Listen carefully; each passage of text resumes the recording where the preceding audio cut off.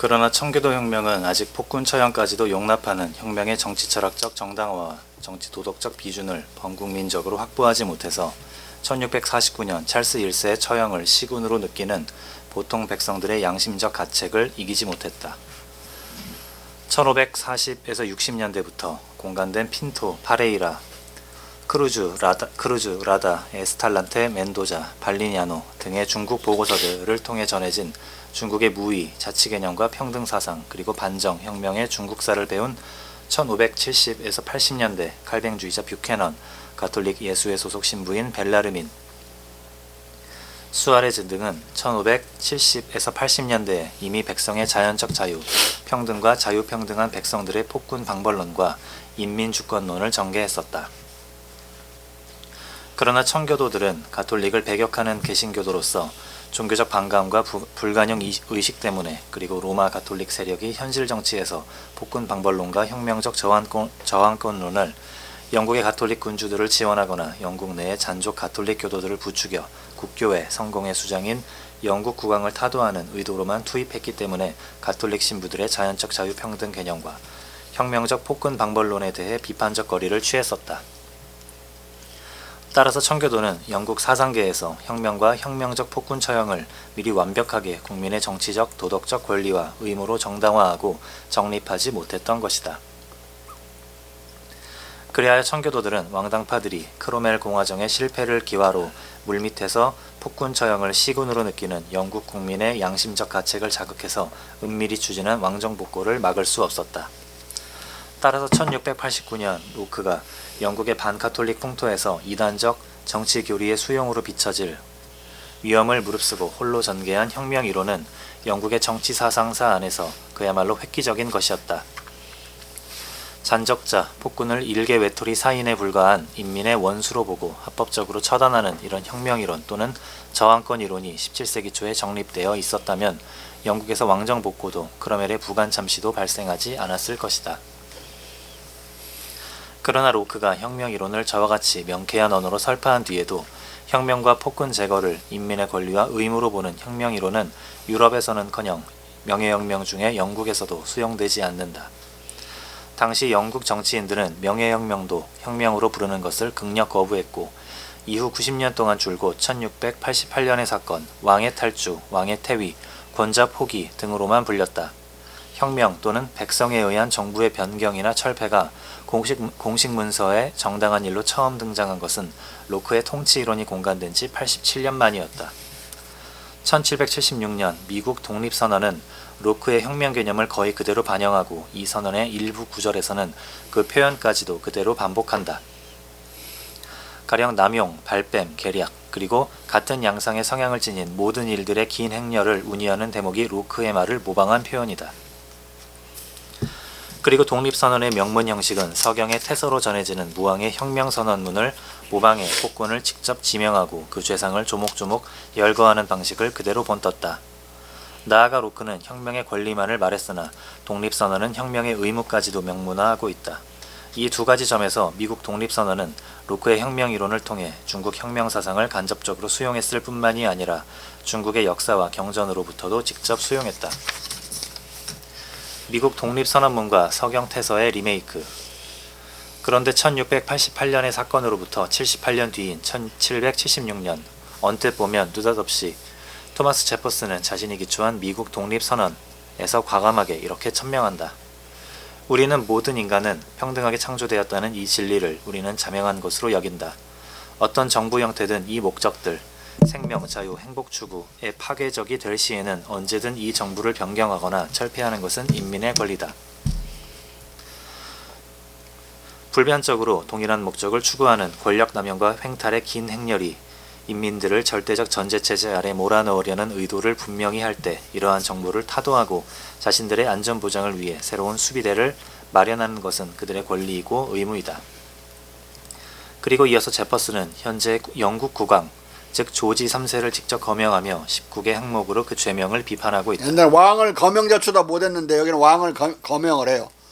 죄인으로. 자. 사라 슈니 윈드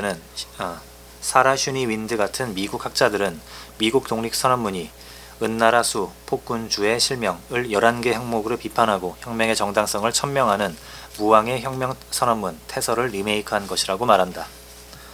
무왕은 말했다. 아, 나의 우방 임금들과 나를 넘어 이를 관리하는 여러 사람들이여. 훈시를 밝히 들으시오. 천지는 만물의 부모요. 사람은 만물의 영이니 진실로 총명하면 임금이 되고 임금은 백성의 부모가 되오. 지금 은나라의 수는 위로 하늘에 불경하고 아래로 백성에게 재앙을 내리고 있어. 1. 술에 빠져 여색을 덮어쓰고 2. 포악을 감히 저지르고 3. 사람에게 죄를 주매 친족까지 연좌시키고 4. 사람들에게 관직을 주매 세습시켰소. 자, 여기서 보세요.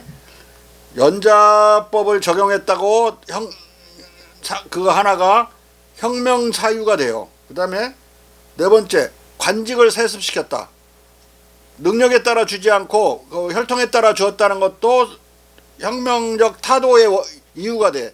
얼마나 놀랄 만한 정치 사상을 갖고 있었는지 알겠죠? 자, 5. 궁실, 누대, 연못과 사치스러운 옷만을 오로지 밝혀 그대들 만 백성에게 잔악한 피해를 입혔고 충량들을 태워 죽이고 애기벤 부녀를 배를 갈랐소. 예, 반인도적인 행위를 한 거야. 이에 황천이 진노해 나의 돌아가신 아버지 문왕에게 명해서 천의를 마땅히 엄숙하게 시행하게 하셨으나 큰 공훈을 아직 이루지 못했소.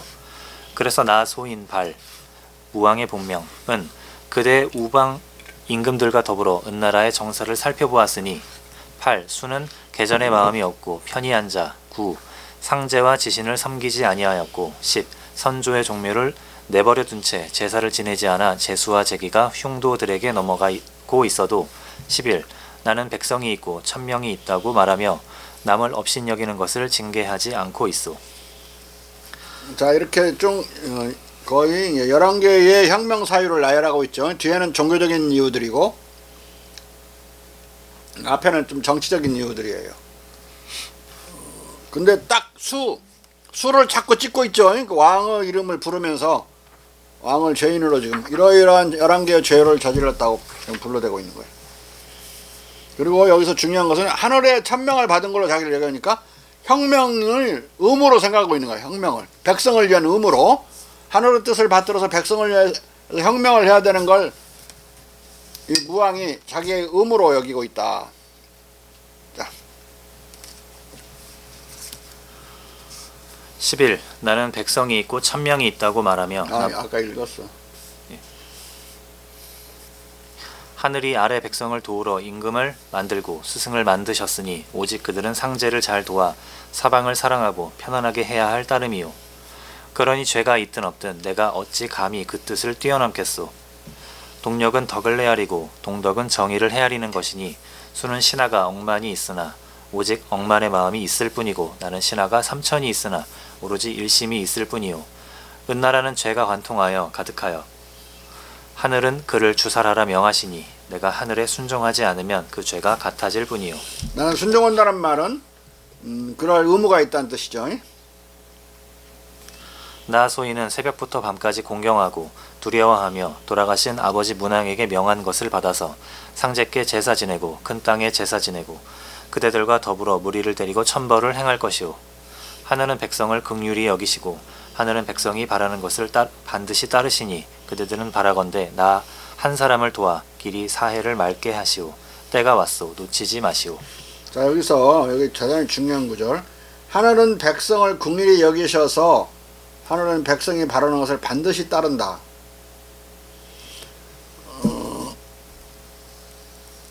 이게 무슨 말이냐. 이 말은 민심즉 천심이라고 하지만 하늘의 마음은 천심이죠. 천심이 민심을 따른다고 지금 표현하고 있는 거예요. 그러니까 민심은 천심보다 높은 거야. 보통 같은 걸로 알고 있지만 실은 이 구절을 보면 민심이 천심을 규정한다. 민심보다도 더 위대한 정확한 판단도 없고 하늘의 판단보다 더 정확하니까 민심은 이런 사상하고 플라톤 아리스토텔레스처럼 이성적인 의견이 이성적인 지식이 민심보다 더 중요하다 이딴 식으로 가버리면 이제 독재로 가는 거예요. 독재. 에? 서양의 독재 이론이 그래서 몇 명이 다 플라톤과 아리스토텔레스로부터 유래하는 것이다. 왜 공산주의 독재가 나오는지 알겠죠? 공산주의를 말한 놈 자체가 플라톤이야. 국가론이 플라톤이 쓴 것이고, 플라톤이 전개하고 있는 민주주의를 비판하고 박살내면서 대신 전개하는 게 공산주의죠. 국가론에서. 그렇기 때문에 그런 철학자의 인식이 민심보다 더 중요한 것이고, 민심은 백성의 의견, 독사에 지나지 않는 것이라서, 오피니언이 히라브로는 독사거든요. 독사에 지나지 않아서 철학을 아는 자가 참으로 이 진리를 아는 자이기 때문에 그 독사를 물리치고 참으로 아는 자가 통치를 해야 된다. 그게 철인 통치론이야. 근데 민심을 잘 이해하고 하늘을 잘 따르는 군자가 통치를 해야 된다는 게 공자의 생각이고, 그 군자는 어떤 사람이 되느냐? 대단히 인정이 많은 사람이어야 돼. 어느 정도 인정이 많아야 되냐? 인정을 베풀면서 편안하게 느끼는 사람이어야 돼. 안인자라 된다 그랬어. 안인자. 편안할 안자에 어질린 자, 사랑할 인자. 남을 사랑함으로써 편하게 느끼는 사람. 손해본다고 생각하지 않는 사람. 자기를 덜어주면서도 즐거운 사람. 무왕이 이 태서에서 은나라 복군의 이름 수를 여러 번 지목하며 그 죄를 11개 항으로 열거하고 하늘의 명으로서의 혁명의 정당성을 천명하고 있듯이, 제퍼스는 조지 3세를 현재 영국 국왕으로 지목하며 19개 항의 제목을 열거하고 그를 탄핵하며 혁명의 권리와 의무를 선포하고 있다. 또한 미국 독립선언을 본뜬 1793년 프랑스의 제2차 인권선언의 제35조도 정부가 인민의 권리를 침범할 때 반란은 인민에게, 그리고 인민의 모든 집단에게 가장 신성한 권리와 가장 필수 부가결한 의무다라고 천명하고 있다. 이로써 프랑스 혁명 정부는 혁명을 국민의 권리와 의무로 만들고 헌법의 저항권을 명문화하기에 이르렀다. 미국 독립선언서가 무왕의 태서를 본뜬 것이라는 해석은 나름의 정황 증거가 있는 것이다. 제퍼슨이 계몽 철학자였고 공자를 참으로 승모했기 때문이다. 그래서 제퍼슨은 대학에 인용된 시경의 시 기욱을 스크랩해놓고 암송하기도 했다. 이 암송한 때가 언제였다면 놀고 있는 때가 아니고 현직 대통령에 있을 때 이걸 암송하고 다녀요. 자기 스크랩북에 옮겨 써가지고. 미국 혁명과 건국이 공자 철학과 중국 문화에 많은 영향을 받았다는 다른 증거는 오늘날도 남아있는 미국 최고 법원 건물의 동편 입구 위에 모세와 나란히 세워진 공자상일 것이다. 로크의 혁명론과 제퍼슨의 미국 독립선언문의 문구를 정밀하게 비교해보면 유사성이 현저하게 도드라진다. 로크의 글 중 이러한 불법적 행동들이 백성 대다수에게 확대된다면, 또는 행패와 박해가 몇몇 소수에게만 불붙을 뿐이지만 그 전조와 기결이 만인을 위협할 것처럼 보이는 경우라면, 그리고 백성의 대다수가 양심에서 그들의 법률들과 그들의 재산, 자유, 생명이 위험에 처하고 그들의 종교도 역시 그럴 지경이라고 확신한다면, 이라는 백성의 저항권 행사의 단서 조항이나 남용, 발뺌, 계략, 그리고 같은 양상의 성향을 지닌 모든 일들의 긴 행렬이 그 의도를 백성들에게 볼 수 있게 만들고, 백성들이 그들이 어떤 상황에 처해 있는지를 느끼고 또 그들이 어디로 가고 있는지를 알지 않을 수 없다면, 이라는 혁명적 봉기의 단서 조항은 제퍼슨의 미국 독립 선언문에서 불변적으로 동일한 목적을 추구하는 권력남용과 횡탈의 긴 행렬이 인민들을 절대적 전제체제 아래 몰아넣으려는 의도를 분명히 할 때라는 단서 조항으로 재현되었다. 서양에서 백성의 혁명권이 우선 여기서 행렬이라는 말, 트레인이라는 말이 같은 단어를 쓰고 있어요. 그러니까 누구나 이렇게 읽다 보면, 물론 뭐 다 그러는 건 아니지만 읽다 보면은 두 개를 연속해서 읽은 사람은 바로 알아. 아, 이거 베껴 썼네, 이렇게 바로 알게 된다고. 예? 근데 이게 대단히 멀리 떨어진 거니까 노크의 이 책하고 독립선언문을 읽지 않은, 연이어서 읽지 않은 사람들은 알기가 힘들겠죠. 또 안 읽은 사람은 더 모르고 비교가 안 되니까. 나처럼 이렇게 써놓은 놈이 없어요.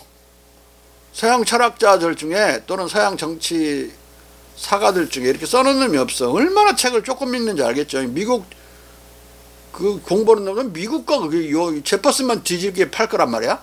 제퍼슨을 천재로 만들면서. 또 존 노크 하는 놈은 존 노크만 뒤지게 파고 이제 독립선언문 안 읽을 거란 말이야. 물론 당연히 공자 안 읽지. 다 천재지 뭐 서양 사람은. 응? 공자 다 표절자인지 모르고. 자. 서양에서 백성의 혁명권이 천부인권으로 완전히 확립되고 1688년의 사건이 학술적으로 명예혁명이라고 불리게 되는 데에는 공자 철학과 중국사 지식의 확산에 의해 뒷받침된 100년의 계몽 과정이 필요했다. 하지만 중국의 정치 문화와 공맹 철학을 영국화한 로크의 정치 철학적 논변이 없었더라면 유럽에서 저항, 혁명권이 확립되는데 더 긴 세월이 걸렸을 것이다. 로크는 물론 계몽주의 정치 철학의 중심 이념인 자유평등 혁명권 개념을 논증하는 과정에서 단 한 번도 공자를 직접 인용한 적이 없다. 만약 그가 이 논증 과정에서 공자를 직접 언급했더라면 자유평등 혁명권에 관한 그의 모든 논변은 설득력을 완전히 잃고 그 자신이 종교 법정에서 무신론자로 피소되어 투옥당하거나 추방당했을 것이다. 기독교 교단의 사상 경찰적 위세는 아직 편재적이었기 때문이다. 17세기는 로크가 18세기 중반의 볼테르와 흉처럼 중국과 공자를 직접 전거로 들이대며 논변을 펴기에 아직도 너무 이른 시기였다. 하지만 공자 철학을 잘 아는 로크는 이신전심으로 공자의 선진적이고 탁월한 정치 철학적 개념들을 이해하고 이 개념들을 시대 정황상 불가피하게 일반입해 영자화하고 유럽화했던 것이다. 다음에 다룰 셰프스베리는 존 로크의 제자예요. 예, 어떤 대학교 제자가 아니라 가정교사로서 가정교사의 제자로서 관계인데, 셰프스베리는 백작 가문인데 백작 가문에 고용된 가정교사였다. 고용된 가정교사인과 동시에 존 로크가 동시에 비서 역할을 해요. 대단히 중요했던, 아직 휘그와 토리가 형성되기 전이지만 휘그의 창시자라고 볼 수 있는, 여기서 다루는 셰프스베리의 할아버지, 여기는 셰프스베리 3세인데 지금 우리가 다루려는 것은 할아버지가 이제 지금 영국 노동당은 영국 자유당의 후신이죠. 영국 자유당은 휘그당의 후신이죠. 그러니까 오늘날 영국 노동당의 그 전신의 그 창당자가 여기서 다루는 셰프스베리의 할아버지야. 그 할아버지에 의해서 고용됐던 거예요, 존 로크가. 그런데 여기서 다루려고 하는 것은 셰프스베리의 도덕이론이거든요. 도덕철학. 이 셰프스베리의 도덕철학은 공맹철학과 아주 유사하고 베낀 거야. 그런데 이 베낀 것을 바탕으로 해서 제자인 셰프스베리가 존 로크의 도덕 백지론, 도덕은 화이트 페이퍼다, 인간이 타고나는 게 아니다라고 한 이론을 비판해요. 놀랍죠? 자기 스승을 비판한다. 근데 이 비판을 공개적으로 하는 게 아니라 자기가 잘 아는 사람에게 보내는 사신에서 뒤지게 까요. 완전히 서창훈식이야. 절대 공개 비판 안 하고 이렇게 편지 써갖고 까는. 자, 제3절 셰프츠베리의 시비감각론적 도덕철학. 3-1 셰프츠베리의 친중국 성향과 피에르 벨과의 우정. 네덜란드의 중국 열광 속에서의 셰프츠베리의 생활과 친교. 영국 휘그당의 창립자 셰프츠베리 1세 백작의 손자인 셰프츠베리 3세는 공자 철학의 무신론 여부에 대한 유럽인들의 논쟁이 한창일 때 정치활동과 동시에 철학적 연구활동을 개시했다. 주지하다시피 공자 철학을 둘러싼 유무신론 논쟁은 1704년 교황 클레멘스 11세가 공자 철학을 무신론으로, 중국 사회를 무신론 사회로 규정하면서도 이와 배치되게 중국의 전통적 재래를 이교 신앙으로 보는 치명적으로 어리석은 판결을 내림으로써 일단락되었다. 볼테르는 훗날 중국의 무신론을 공박하면서 공자에 대한 제사를 다른 신에 대한 유신론적 경배로 모는 어리석음을 한껏 풍자했다. 가톨릭의 종교적 횡포에도 불구하고 셰프츠베리가 음양으로 도덕철학자로 떠오르기 시작할 당시는 피에르 벨에 의해 강화된 급진적 계몽주의가 광범하게 확산되고 18세기 초로 넘어가면서 점차 다수파, 아니 계몽주의의 주류로 부상하기 시작하는 때였다. 아돌프 라이바인의 말대로 공자가 18세기 계몽주의의 수호 성인이 되기까지는 18세기 중반까지 기다려야 했지만 적어도 18세기 전반의 전 기간 동안에도 공자는 유럽인들의 유일한 관심의 초점이었고 공자 경전의 학습은 종교사의 발전에 결정적 추동력을 부여했다. 따라서 유럽인들에게 중국은 공자를 통해 본 중국이었고 다른 눈을 통해서는 중국을 알지 못했다. 셰프스베리의 새로운 도덕 철학의 최종적 완성을 뒷받침해 주었을 것으로 보이는 맹자의 라틴어 원역판의 출간도 이런 사상적 대전환 속에 이루어진 것이다. 역성혁명론과 반정, 폭군 방벌론을 이론화하고 도덕성의 원천을 신이나 신의 율법이 아니라 인간의 자연 본성으로 명쾌하게 정식화한, 따라서 선명하게 무신론적인 맹자 경전은 서양 성직자들이 심오한 공자 경전보다 가까이 하기를 훨씬 더 꺼려했던 유학 경전이었다. 공맹 철학을 무신론으로 탄핵하는 반동적 가톨릭 신학자들의 논변이 갈수록 궁색해져 사상계로부터 떨려나고 공맹을 무신론자로 보고 찬미하는 베레의 대변자들과 공맹을 유신론자로 보고 흠모하는 친예수회적 철학자들만이 점차 유럽 사상계를 지배하기 시작한 18세기 초에 이런 야릇한 사상적 대변동 속에서 최초로 새로운 탈종교적, 본성론적 도덕이론을 전개했던 셰프스베리의 실천 철학은 영국이 종교적 정통성 시비와 무신론의 예민한 사상적 종교전쟁 상태 속에 들어 있었기 때문에 이교적 원천을 깊이 숨겼을지라도 수로와 내용 면에서 누가 봐도 공자주의적일 수밖에 없었다. 그것도 그럴 것이 셰프스베리는 특히 윌리엄 템플과 피에르 벨, 이 두 걸출한 철학자로부터의 충격적 영향을 수용했기 때문이다. 셰프스베리는 쿠플레의 중국 철학자 공자가 출판되던 해인 1687년에 파리에 체류하고 있었다.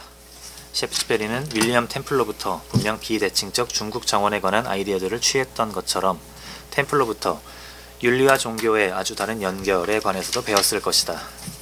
셰프스베리는 템플이 비록 정적이었을지라도 그의 글에 친숙할 만큼 템플도 잘 알고 있었다. 앞서 시사했듯이 그는 1705년 장 르클레크에게 보낸 서한에서 나의 할아버지는 윌리엄 템플경이 표현한 할아버지는 셰프스베리 1세죠. 셰프스베리 1세는 휴거당의 창당자는 이 말이에요. 나의 할아버지는 뭔가 기대하고 조정에 짧게 의지했으나 이에는 다음과 같은 뻔한 이유밖에 없었다. 할아버지는 왕이 그의 악덕한 지모에 대한 그의 지나친 애호로 아주 자연스럽게 행동하게 된 인물역인 자유사상가라는 그 가면을 쓴 가톨릭이라는 것을 깨달았다고 쓴 다음 이렇게 부연하고 있다. 나의 할아버지의 부르는 윌리엄 템플 경을, 즉 귀중한 저자를 그에게 아주 비우호적인 사람으로 둔 것이다. 나의 할아버지가 템플이 특사 임무를 끝낸 뒤에 돌린 접시 선물, 나의 할아버지는 재무경으로서 아주 해롭다고 생각한 관습을 중지시킨 하찮은 이유에서 두 사람 사이에 아주 큰 싸움이 있었다. 이 주석을 통해 그러니까 이게 해외에서 오래 근무하고 돌아온 사람이 아주 비싼 그릇을 사갖고 와서 선물로 이렇게 주는 것을 재무공인 사람은 이제 돈 쓰는 거 관리하는 사람이라 뭐라고 했더니 이제 윌리엄 템플로 관습을 시키는 윌리엄 템플 부닥친 거죠. 하고 서로 이제 왼수가 돼버렸는데 그 손자인 셰프스베리 3세는 윌리엄 템플 아주 위대한 철학자를 적어로 둔 것이 그 할아버지의 최대의 불운이었다 이렇게 해석하는 거야. 예? 할아버지 까고 있는 거야.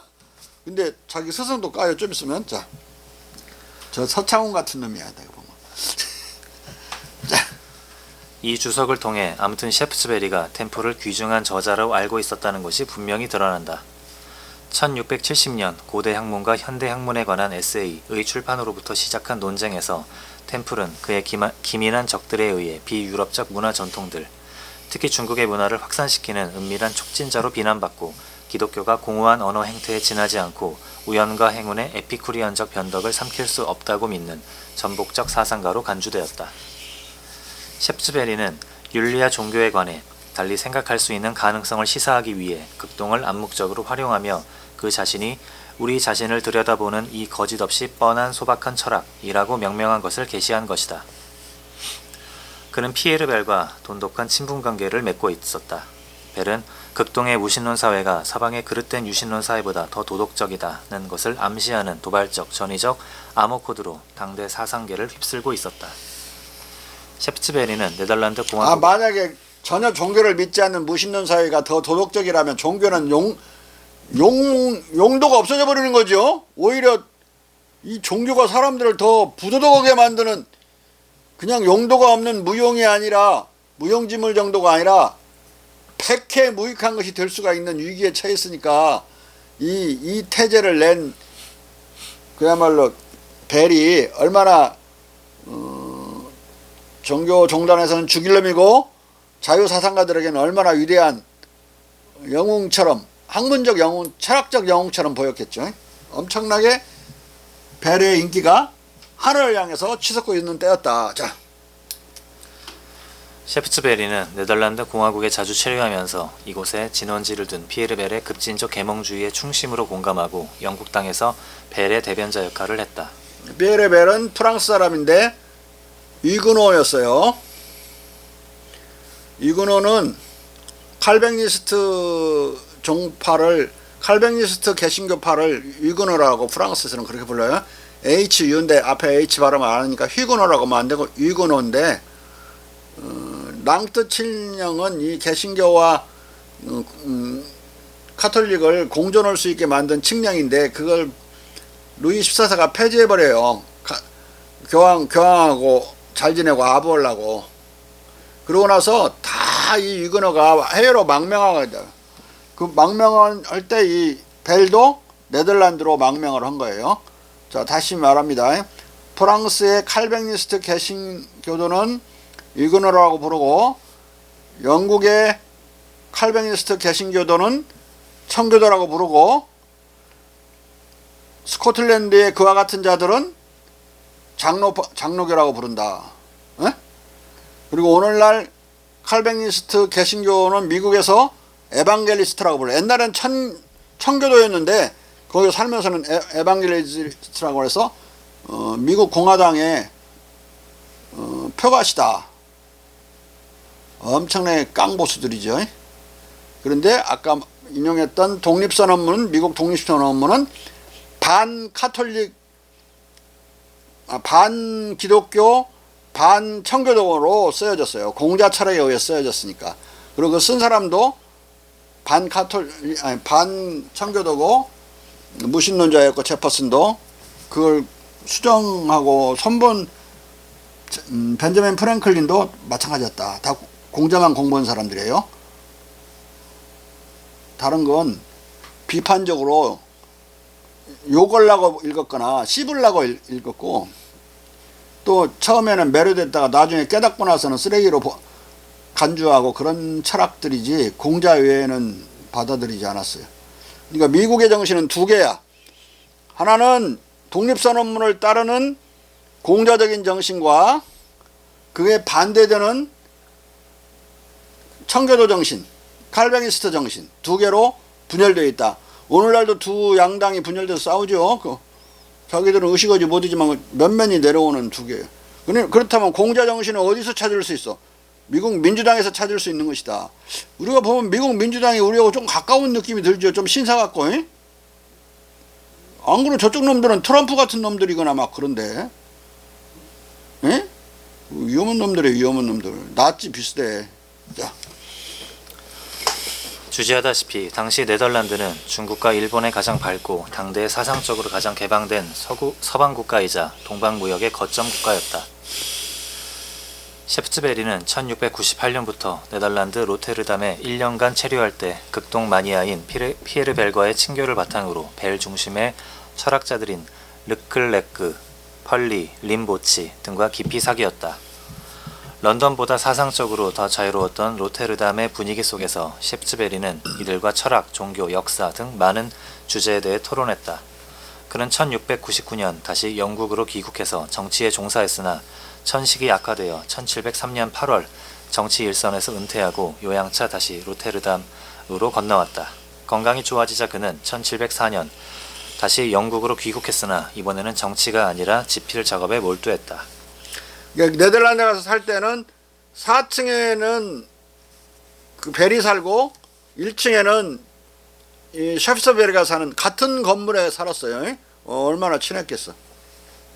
뭐 같은 건물에 살았다고 치는 건 아니고 친하니까 같은 건물에 산 건데, 같은 건물에 살아도 이제 막 비판하는 스승도 까는데 뭐. 자. 1711년 7월 그는 다시 천식이 재발하면서 요양차 외국으로 나왔고, 이때는 보다 따뜻한 이탈리아에 체류하면서 인간, 예절, 의견, 시대의 특징들, 초판본에 대한 수정 작업을 계속했다. 그리고 수정 작업을 다 마친 뒤 1713년 2월 14일 사망했다. 셰프츠베리는 로테르담 체류시에 벨과 같은 저택의 위아래 집에 살았다. 당시 벨은 상론한 대로 중국 사상을 자기의 철학 속으로 받아들여 1670에서 90년대에 이미 새로운 철학을 선보이기 시작한 당대의 가장 전위적인 계몽 철학자였다. 유사한 전위적 사상가들과의 친교 관계는 셰프츠베리와 벨의 절친한 관계를 매개로 계속 확장되었다. 셰프츠베리의 스승인 존 로크, 그리고 존 톨런드, 앤터니 콜린스 등도 벨과 절친한 관계를 맺었다. 앤서니 콜린스라고 읽으면 안 돼요. 영국으로는 앤터니라고 해야 되고, 미국에서도 앤터니라고 발음하는 게 거의 80~90%야. 어쩌다가 앤서니라고 하는 사람이 있는데 잘 들어보지는 못했고, 다 앤터니라고 T로 써야 돼. 자. 로크는 벨로부터 막대한 과마를 받고 청년기에 써두었던 관용에 관한 에세이를 상기해 관용에 관한 서한을 썼다. 셰프츠베리는 네덜란드 시절 벨과 맺은 긴밀한 친교의 인연으로 귀국 후에 영국에서 벨의 강력한 대변인이 되었다. 나중에 벨과 셰프츠베리의 우정은 계몽주의 초기에 수십 년 동안 강력한 영향력을 휘두른 영국 계몽 사상가들과 정치가들의 네트워크로 통하는 가교가 되었다. 그리고 진정 휘그당 세력가들과 귀족들은 벨과 연결되는 영예를 얻기 위해 셰프츠베리에게 줄을 섰다. 어떻게 보면 벨하고 편지를 할 수 있는 그런 주소를 얻을 수 있을까, 막 이런 거 해갖고, 또는 출판사 같으면 어떻게 보면 벨 원고를 영국 영어로 번역해서 출판할 수 있는 권리를 얻을까, 이래갖고 막 이제 벨한테는 바로 가기 어려우니까, 네덜란드니까 셰프츠베리에게 가서 이제 줄 쓴 거죠. 사정하고 줄 쓰고. 자. 벨은 기존의 사고방식으로부터 스스로를 해방하려고 시도하는 데 있어서 중국적 본보기를 사용한 자유사상가들의 긴 계보의 궁극적 성과를 대변하며 셰프츠베리를 더 넓은 세계를 깨닫게 만들어 주었을 것이다. 셰프츠베리는 그에 대한 벨의 사상적 충격에 관해 이렇게 말했다.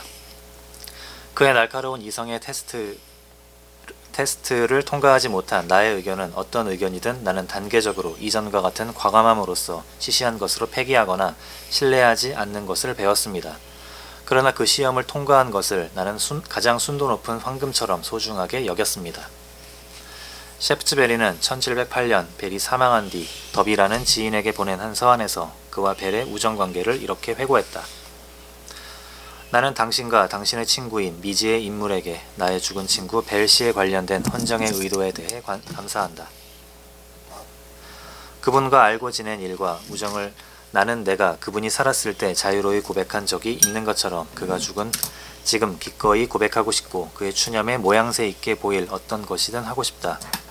정치학이나 철학에서 그의 의견이 무엇이든 그와 나보다 이 문제들에서 더 의견이 어긋나는 사람들도 없었기 때문에 우리는 완전한 친구로 살고 서신을 교환했다. 그리고 나는 그를 공정하게 대한다면 그가 사변 속에서 무엇을 생각하고 있든 그가 실제에서 가장 훌륭한 기독교인이었고 철학을 공언하면서 참으로 철학자로 살았던 것으로 내가 아는 거의 유일한 인간이었다고 말해야 한다. 그는 본복이라고 부를 만한 그 결백, 덕성, 절제, 겸손, 세상과 이익에 대한 경멸감을 지닌 철학자로 살았다. 더욱이 그보다 더 공정한 추론가도 대화에서 더 점잖고 더 예의 바르고 더 위트 있는 사람도 없었다. 그러나 나는 그를 길고 친밀한 사귐을 통해 그리고 나로 하여금 그의 모든 지식과 학식보다 그를 훨씬 더 가치 있는 인간으로 여기게 만든 그의 완전 무결한 인격과 품위에 대한 더 가까운 목격자로 나를 만들어준 그와 같은 지붕 밑의 삶을 경험하면서 이런 점들을 알았다. 그의 이런 점들을 알았다. 셰프츠베리는 이 편지에서 완전한 친구, 길고 친밀한 사귐 등의 표현으로 벨과의 관계가 절친관계였음을 재확인해주고 있다. 따라서 이 편지글이 막 이게 뭐라고 하지? 오징어가 아니라 지렁이 몇 마리를 막 휘치로 연결되고 뭐라고 막 해놔갖고 번역이 무지하게 까다로워요. 서창원이는 번역도 못할 거예요. 어디에 걸리는지 몰라갖고. 자. 따라서 정치학이나 철학에서 그와 의견이 얼마나 어긋났었든 싸우면서 배운다는 말이 있듯이 셰프츠베리는 연장자이자 당대 최고의 자유사상가였던 벨로부터 완전한 영향을 받았을 것으로 추정해도 무리가 없을 것이다. 영국에서 벨의 모든 저작은 늘 베스트셀러였다. 셰프츠베리는 벨의 사상을 영국에서 국민 계몽에 투입했다. 셰프츠베리는 벨의 저작을 인식의 확장과 인성의 영예와 개선을 겨냥하는 통치의 고귀한 목적에 봉사하는 것으로 인식했다. 그는 인간 영혼을 꺽쇠로 속박하고 그릇된 두려움으로 사로잡고 어둠과 무지를 통해 영혼을 천박화함으로써 다른 정치를 실행하는 자들은 참된 치자들이 아니라고 단언했다. 참되고 광범한 지식의 보급은 사회의 평화의 근본적인 것이다. 그런데 그간 그릇된 지식과 무지는 근거 없는 공포와 선동적 행동들을 야기해 늘 정치를 더럽혔다. 따라서 그는 지혜로운 사람들을 다스리는 것은 쉬운 일이지만 어리석은 자나 미치광이들을 다스리는 것은 부단한 고역이라는 것은 참된 말씀이다 라고 천명했다. 셰프츠베리의 이 말은 군자가 도를 배우면 무사정을 사랑하고 무사람을 사랑하고 소인이 도를 배우면 다스리는 것을 쉽게 한다. 는 공자의 말을 연상시킨다. 공맹 철학이 확산되는 시대적 분위기, 벨가의 사상적 층교, 프랜시스 노엘의 맹자 완역본의 출간 등은 셰프츠베리 도덕 철학의 형성에 결정적 영향을 미쳤을 것으로 보인다. 피에르 벨가의 우정과 사상의 공유. 셰프츠베리의 궁극적 스승은 존 로크가 아니라 피에르 벨이었다. 또 셰프츠베리 자신이 벨을 그렇게 섬겼다. 물론 양인 간에는 많은 종교적, 사상적 지향의 차이가 있었다. 벨이 종교적으로 회의적이고 인간 사회에 대해 비관적인 반면 셰프츠베리는 이신론적 차원에서 아주 정통적으로 유신론적이고 인간적으로 낙관적이었다. 이런 차이에도 불구하고 벨은 셰프츠베리의 사상적 성숙에 결정적 영향을 준 스승이었다. 셰프츠베리는 근데 여기서 회의주의자라고 하는 것은 어떤 신의 존재에 관해서 그런 고찰과 깊은 사색 속에서 나오는 회의주의가 아니라 종교에 대한 회의주의라고 볼 수가 있어요. 신이 계신다는 사실은 벨이 의심하지 않았기 때문에. 그런데 이보다 훨씬 뒤에 태어난 거의 30년 이상 뒤에 태어난 데이비드 휴먼은 그렇게 생각하지 않죠. 데이비드 휴먼은 신의 존재 자체에 대해서 회의를 했다. 자, 신이 있다는 것을 부정할 수 없다는 말은 뒤집으면 이제 금방 말한 것은 데이비드 휴먼 말인데, 신이 있다는 것을 증명하는 것이 어렵다고 불가능하다고 말을 데이비드 휴먼 말을 그렇게 말할 수 있는 건데, 근데 거꾸로 신이 없다는 걸 증명할 수도 없어요. 문제는 신이 있다는 것도 증명할 수 없지만 뒤집은 신이 없다는 것도 증명할 수 없는 게 현실이라고. 오늘날까지도 공자는 그렇게 생각해서 신이 없다고 해버리면 이게 우리 사고가 아주 곤란에 빠지는 경우가 많거든요. 소금은 왜 짜지? 그건 하나님이 짜게 만들었으니까 짜다 이렇게 답을 해야 명쾌하지, 몰라 해버리면 완전히 이건 회의론이 아니라 무식 속으로 빠져버리는 거죠. 왜 중력은 있지? 하느님이 있게 만들었으니까 있다고 그래야죠. 그런 의미에서 신이 있다는 걸 부정할 수도 없지만 또 그렇다고 신이 있다는 걸 그것 갖고 증명할 수도 없어요. 소금이 짠 이유 때문에, 중력이 있다는 이유 때문에 신이 있는 건 아니니까. 근데 그래서 신이 없다는 것도 또 증명을 못해요. 그게 짠 것들이 있으니까, 중력이 있고 인간의 의지로 설명할 수 없는 것들이 너무 많으니까, 인간의 인식과 의지로. 공자의 입장은 신이 있다는 것도 부정하지 않았지만 신이 없다는 것도 입증될 수 없는 걸로 보고, 그것에 대해서 많은 논의를 하지 않아요. 그런 논의를 하는 것을 형이상학이라고 그러죠. 그 공리공담이라고 생각했어요. 그냥 열심히 경험하는만 못했다. 종일토록 생각하고 밥도 안 먹고 잠도 안 자고 종야 밤새 생각했지만 무익했다 그랬죠. 무익했다. 불여학 경험을 한만 못했다. 그렇게 골똘히 생각만 하는 것이 풀 수 없는 문제로 빠져들어 버리는 거죠. 우리가 인간이 알 수 있는 범위 내에서 확실히 알려고 애를 쓰는 것은 대단히 가치 있는 일이지만, 인간이 알 수도 없는 일을 막 골똘히 그렇게 밥도 안 먹고 잠도 안 자고 생각하는 것은 무익한 것이고 공리공담이다 라고 봤어요. 그래서 공자는 공자 철학을 그 직후에 제자들은 실학이라고 불렀다. 실학, 실제로 할 때 실자, 열매 실자 써가지고, 나머지는 공학이지 허학. 그런 형이상학적인 사고를 하는 건 허학이라고 봤다. 자, 셰프츠베리는 1698년 벨과 친교를 맺은 이래 1706년 그가 죽을 때까지 변함없는 우정을 유지했고 그의 사후에도 그에 대한 공경심을 깊이 간직했기 때문이다. 셰프츠베리는 자기의 진짜 이름을 감추고 애슐리 경이라는 이름으로 벨을 사귀었기 때문에 벨이 애슐리 경과 셰프츠베리 경을 한동안 다른 인물로 잘못 알았다. 셰프츠베리의 아들은 이와 관련된 한 우스운 일화를 전해주고 있다.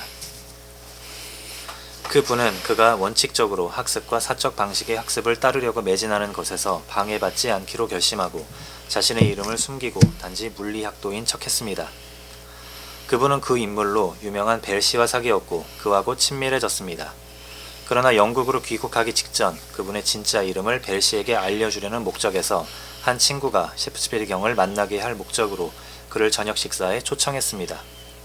나의 아버지 셰프츠베리를 아침에 모시기로 선약한 벨 씨는 아버지가 저녁 식사에서 조금만 더 머물러 달라고 그를 조르자 나는 결코 그럴 수 없습니다. 나는 애슐리 경과 만나기로 한 약속에서 시간을 엄수해야 하기 때문입니다. 라고 말했습니다. 두 번째 만남은 상상할 수 있는 바대로 초장에 상당한 웃음을 자아냈습니다. 도로 열심히 갔는데 도로 같은 사람이야. 이름만 다른 거야. 서로 만나서 뒤지기 웃었겠죠. 자, 서로에 대해 상호 존중의 직종을 갱신한 뒤에 이것은 미래를 위해 친밀성을 줄이기보다 차라리 늘려주었다. 그분들은 나의 아버지가 귀국한 뒤에 벨 씨가 서거하기까지 자주 서신을 주고받았습니다. 셰프츠베리는 그의 아들이 회고조로 증언하듯이 벨이 죽을 때까지 8년간 변치 않는 우정을 지속했고 그가 죽은 뒤에도 자신이 죽을 때까지 15년간 그에 대한 공경심을 변함없이 간직했다. 이 공경심과 셰프츠베리와 벨의 특별한 관계는 1707년 1월 21일 로테르담의 위그노 목사이자 벨의 친구인 자크 바스나지에게 보낸 셰프츠베리의 서한에서 잘 드러난다. 나는 대부분의 일에서처럼 종교와 철학에서의 다른 의견들이 보통 혐오만이 아니라 적개심과 증오심을 이야기한다는 것을 잘 압니다. 그러나 벨 씨와 나 자신 사이에는 단연코 달랐습니다. 왜냐하면 우리가 도덕적 실천에서의 근본 규칙에서 합의하고 이 규칙들에 우리 스스로 충실하다고 믿었던 한편 의견의 지속적 차이들과 우리 사이에 존재한 항구적 갑론을박은 우리의 우정을 개선하는 데 이바지했기 때문입니다. 나는 이 갑론을박이 나에게 그의 우정을 조금도 앗아가지 않은 것을 보는 행복을 가졌습니다. 그리고 나는 나의 이익이 그에 향상시키는 대화에 의해 증가한 만큼 매일 나 자신이 증가하는 것을 알고 있습니다. 나는 모든 관점에서 심지어 벨 씨의 적들이 조금도 주창자의 역할을 허용하지 않을 원칙에 대해서도 향상이라고 말해도 됩니다. 그러나 어떤 훌륭한 원칙에서든 확증되는 것이 철저한 정사후 논쟁과 논변에 의해 처음으로 금지에 의해 주입되었던 것을 재인정하는 것이라면 나는 기실 내게 아주 가치 있는 이런 종류의 것은 무엇이든 세상이 회의적이라고 부르는 우리의 이 친구에게 크게 비춰왔다고 말할 수 있을 것입니다. 그의 날카로운 이성의 테스트를 통과하지 못한 나의 의견은 어떤 의견이든 나는 단계적으로 이전과 같은 과감함으로써 시시한 것으로 폐기하거나 신뢰하지 않는 것을 배웠습니다. 앞에서 좀 인용한 대목이야 이게. 그러나 그 시험을 통과한 것을 나는 가장 순도 높은 황금처럼 소중하게 여겼습니다. 그리고 겸손의 경계를 간직하면서 이 방식으로 사실들을 정사하는 철학이 그 무슨 철학이든 종교나 인류에게 해로운 것으로 여겨지고 이에 따라 세상으로부터 추방된다면 나는 뒤따를 수밖에 없는 어둠과 무지 외에 아무것도 예견할 수 없습니다. 나는 세계, 특히 식자 세계가 이들과 같은 증명하는 정신들에게 신세를 지고 있다고 생각합니다. 그리고 나 자신으로서는 벨 씨가 재검토할 기회를 주었던 진리들을 방어하기 위해 다른 손에 의해 쓰인 저 탁월한 것들까지도 그의 계좌에 집어넣는 바입니다. 셰프츠베리가 벨의 테스트를 통과하지 못한 의견을 과감하게 폐기하고 그의 시험을 통과한 것을 가장 순도 높은 황금처럼 소중하게 여겼다는 말은 그가 벨을 자기 철학의 척도로 삼았다는 것이다. 이 한마디 말은 상론했듯이 벨이 그의 철학적 발전에 얼마나 본질 구성적인 역할을 했는지를 잘 보여준다.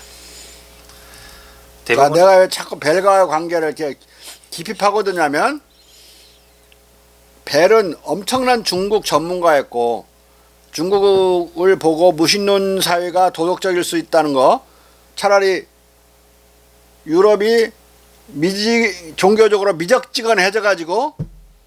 미적지근해져서 중국처럼 무신론적으로는 변하지 않더라도 미적지근해져가지고 종교를 갖고 그렇게 사활을 걸고 싸우지 않는 사회, 그런 중국을 닮은 관용적인 사회가 되기를 바랐어요. 그러니까 중국을 이 사람보다 많이 그렇게 이런 시기에 알았던 사람이 없었기 때문에 그러한 사고가 샤프스베리에도 많이 각인되고 전해졌을 거라고 나는 보는 거예요. 물론 이 사람도 공부를 했지만은 샤프스베리도 중국 책들을, 특히 벨의 중국에 대한 예찬이 전해졌을 것이다. 자,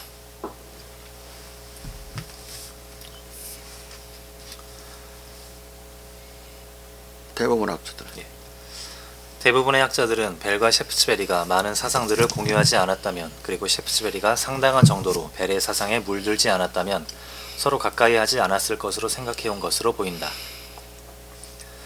이런 공유된 사상들의 일부만 꼽아보면 그것은 무신론 사회가 그릇된 종교를 믿는 사회보다 도덕적으로 우월하다는 벨의 명제, 종교적 광신주의에 대한 태도, 조소는 어리석음에 대한 최선의 무기다는 관념, 당대 정통 종교의 일정한 상투어들에 대한 반대 입장 등이다. 자유저술가들의 동아리와 저서들에 대한 그의 집착을 전제하면 셰프스베리는 아주 논리적이고 예리하고 박식한 문장을 쓰는 벨 같은 동시대인에 의해 영향을 받지 않았다거나 그의 견해의 상당 부분에 대해 조금 더 확신하지 않았을 것이라고 생각하는 것은 불가능할 것이다. 일반적 태도에 대한 특별한 사상이나 사회 습관을 별도로 할 때 셰프스베리와 벨은 사상적 공감을 무성하게 할 한 필지의 땅을 공유하고 있었다. 그리하여 그들이 의견이 다를 때도 같은 땅의 공동 언어를 썼다. 따라서 이견이 해소될 수 없을지라도 그 이견의 진정한 본질을 서로 이해할 수 없었다. 가령 철학자를 형이상학자와 모럴리스트로 나눌 때 벨과 셰프스베리는 둘 다 모럴리스트에 속했다. 둘 다 기독교적 이상과 기독교적 실천 사이의 격차를 너무나도 명백하게, 너무나도 고통스럽게 알고 있었다. 현존하는 정통 종교는 인간을 도덕적으로 개선하는 데 불능이라는 결론도 양인이 같았다. 또한 셰프스베리와 벨은 둘 다 예외적으로 원칙을 고수하는 모럴리스트였다. 양인은 마치 도덕적 진리만을 추구하는 도인처럼 오류를 격렬하게 경멸했다. 둘 다 세간의 바람에 따라 자세를 바꾸는 것을 거부하고 고난의 길을 혼자서 갔다. 셰프스베리는 이로 인해 정치적 치욕과 좌절을 겪었지만 개의치 않았다.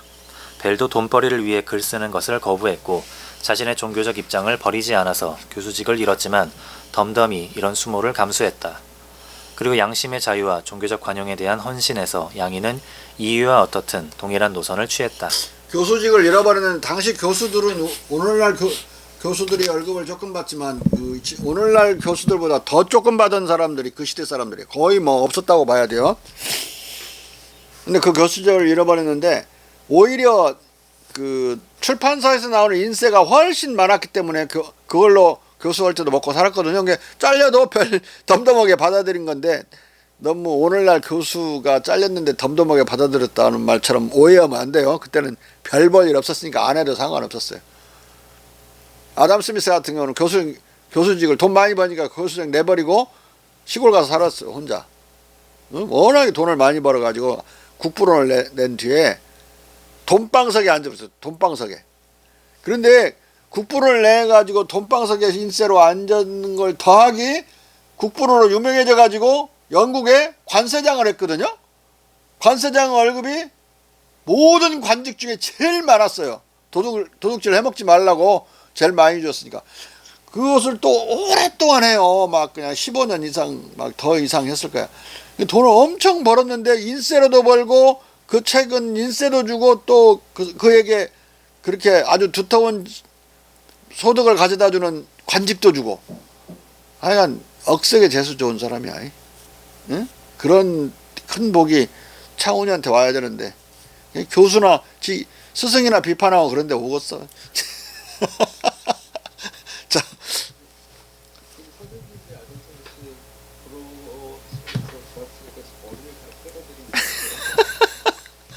새끼야, 내거 더 좀 이따 더 잘 팔릴지 어떻게 알아? 자, 읽어. 셰프스베리가 로테르담의 극동 매니아 벨과 이런 동일 노선을 견지했다는 것은 양인 사이에 오갔을 중국 사회와 공자 철학에 대한 대화가 얼마나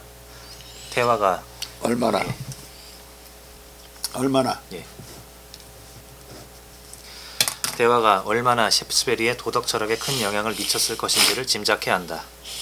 벨이 중국의 무신론 사회와 무제한적 관용, 공맹의 본성론적 도덕 철학을 잘 알고 있었다는 사실은 시비 감각과 도덕 감정을 중심으로 한 셰프스베리의 도덕 철학의 기원을 이해하는 데 매우 중요한 시사점을 주는 것이다. 또한 셰프스베리 자신이 네덜란드와 영국의 공자 열광과 중국 친화적 사회 분위기 속에서 신화질이 미감에 매료되어 있었다. 셰프스베리는 로코코를 거부하고 고전주의를 견지했으면서도 신화지리에는 호감을 보였다. 그는 독백 또는 한 저자에게 주는 조언에서 자신의 신화지리 취향에 관해 이렇게 말한다. 보다 부드럽고 기분 좋은 종류의 기쁨의 경우는 어떤가? 여성스러움은 나를 기쁘게 하고 인도 문양, 일본식 칠기, 범랑은 내 눈을 때리고 칙칙한 색깔들과 거친 색칠은 나의 상상에 가까워진다. 중국은 유럽에서 인도와 자주 혼동되어 쓰였다. 따라서 이 경우의 인도 문양은 중국 문양을 뜻한다. 그리고 같은 글에서 셰프스베리는 선교사들이나 여행가들이 쓴 중국, 일본, 인도, 미주 등지에 관한 보고서나 저작들을 많이 읽었다는 사실도 자기 입으로 밝힌다. 우리가 최근에 알려진 그 어떤 방식보다 더 새로운 방식으로 철학하려고 시도하기 때문에 무신론자들로 비난받는 것으로 듣고 있는 많은 신사들의 미감과 판단을 형성하는 것은 쉽게 믿지 않는 성격과 분명 다른 어떤 것임이 틀림없다. 내 자신에 관한 한 나는 이제껏 단순한 대중들과 다른 방식에 따라 그럴지라도 이런 유형의 사람들이 일반적으로 더 잘 믿는다고 생각해왔다. 내가 이런 성격의 사람들과의 대화에서 관찰한 것 외에 나는 이스라엘 신앙을 결한다면 중국 신앙이나 인도 신앙으로 벌충할 수 있는 많은 파문당한 저자들을 보여줄 수 있다. 그 벌충이 시리아나 팔레스타인에서 부족하다면 그들은 아메리카나 일본에서 완전히 벌충한다. 탁발슴과 선교사들, 해적들, 기독교에서 이슬람교로 개종한 변절자들, 대양 항해자들과 믿을만한 여행가들에 의해 쓰인 잉카 역사나 이로쿼이 인디안 역사는 신빙성 있는 기록으로 통하고 이런 유형의 대가의 기록과 더불어 경전급으로 인정된다. 기독교 기적들은 그들을 그리 잘 만족시킬 수 없다. 그들은 무어 제국과 이교 제국의 경이로운 불가사의들을 지극한 만족감 속에서 심사숙고하는 것이다. 셰프스베리는 여기서 선교사들과 여행가들이 쓴 수많은 중국, 일본, 인도, 아메리카 관련 서적들을 알고 있음을 스스로 밝히고 있다.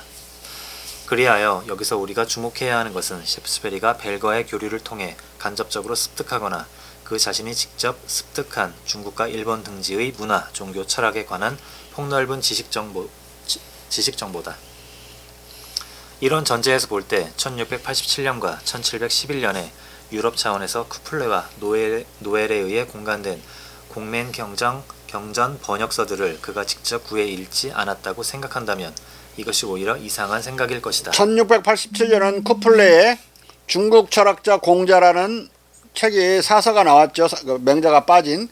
근데 여기 노엘은 1717년에 나왔는데 육서가 나왔어요. 소학과 효경을 더해가지고 사서에다가 맹자가 처음으로 완역이 됐죠. 1711년에 이 책을 셰프스베리는 읽고 죽었어요. 읽고 자기 원고를 다시 다 고치고. 자. 그가 죽을 때까지 결코 밝힐 수 없었던 그 자신의 공맹학습은 그가 도덕감각론과 본성도덕론을 수립하는 결정적 미천이었을 것이다. 이 사람의 개인 장서를 뒤져보고 싶어. 이상하게 셰프스베리의 개인 장서 연구는 없어요. 아담 스미스의 개인 장서나 벤자민 프랭클린의 개인 장서나 토마스 제퍼슨의 개인 장서는 엄청나게 많이 연구되고 책이나 논문이 쏟아져 나와서 내가 그가 공자를 읽고 공부하는 걸 증명하는데 너무 쉬웠는데 이건 없어. 셰프스베리는 3-2 최초의 도덕 철학 실론.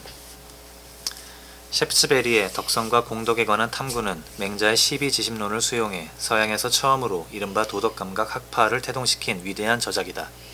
자그마한 책인데 학파를 창설할 정도로 맹자를 옮겨놨는데 이게 충격적이었던 거야. 맹자라는 이름은 빼고. 자, 그러나 밀턴이나 로크처럼 셰프츠베리도 무신론적 이교 철학으로 낙인 찍힌 공맹 철학의 영향에 대한 당대 성직자들의 사상 경찰적 감시를 의식해 공자 맹자를 감히 언급하지 못하고 있다.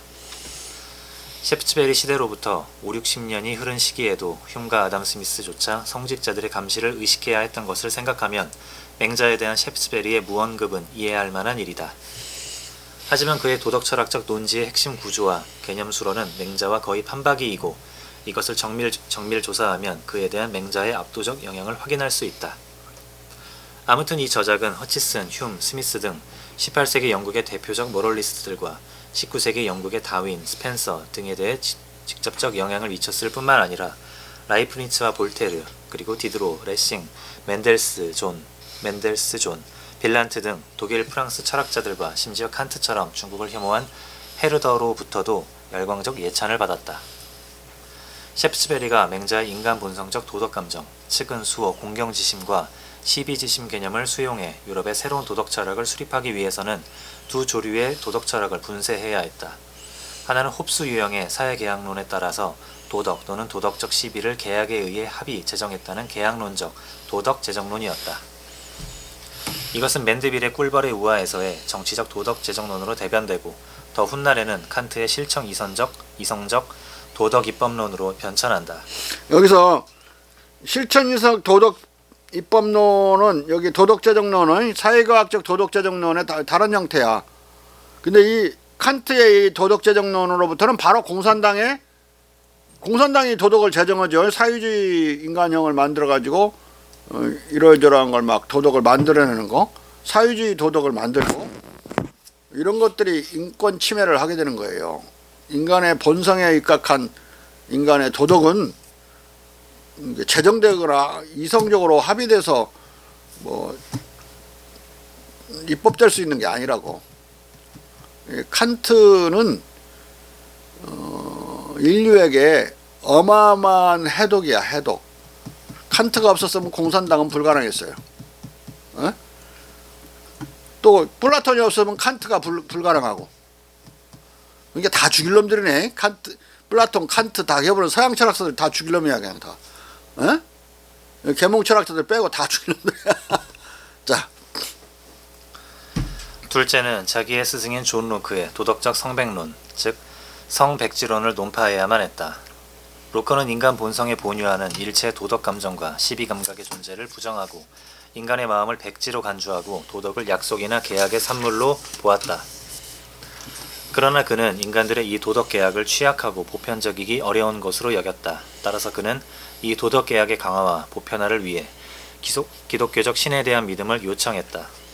계약적 도덕 제정론에서는 홉스와 로크가 한 통속이었지만 도덕적 성백지론과 신에 대한 믿음을 전제하는 점에서 로크는 홉스와 본질적으로 달랐다.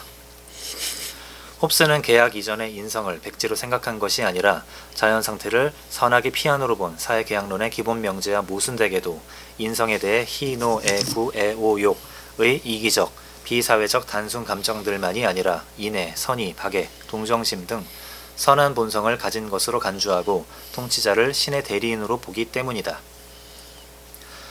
반면 로크는 통치자를 신의 대리인으로 보지 않았고 인간 본성 속의 인애, 선의, 박애, 동정심 등 어떤 선한 본성도 인정치 않는 성백론자였다.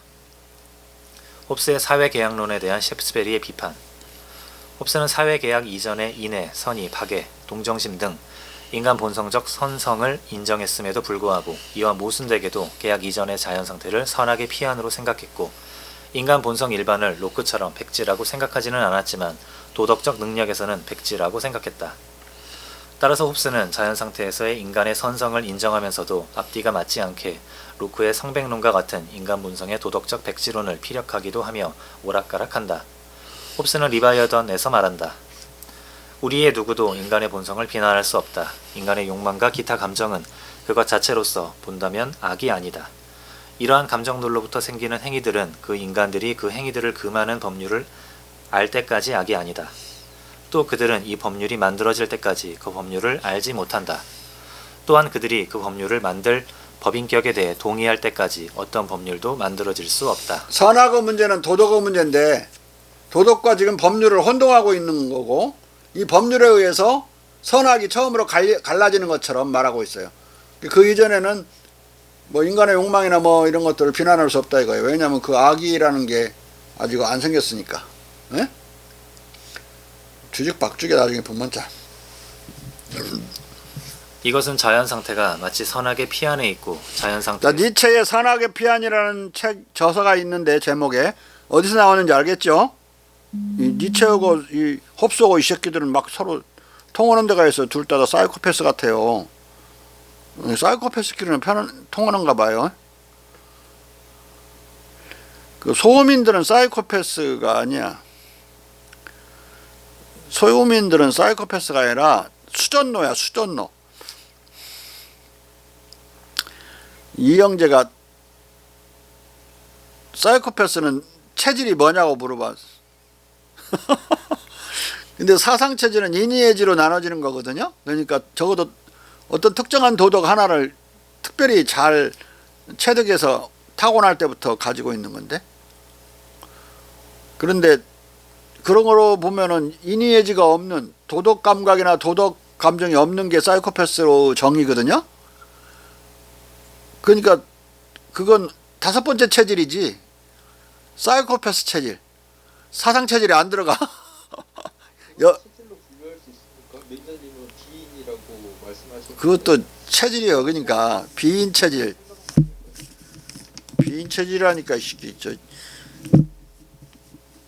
그거 한번 이재명 씨 체질 분석해 봐봐. 어? 자,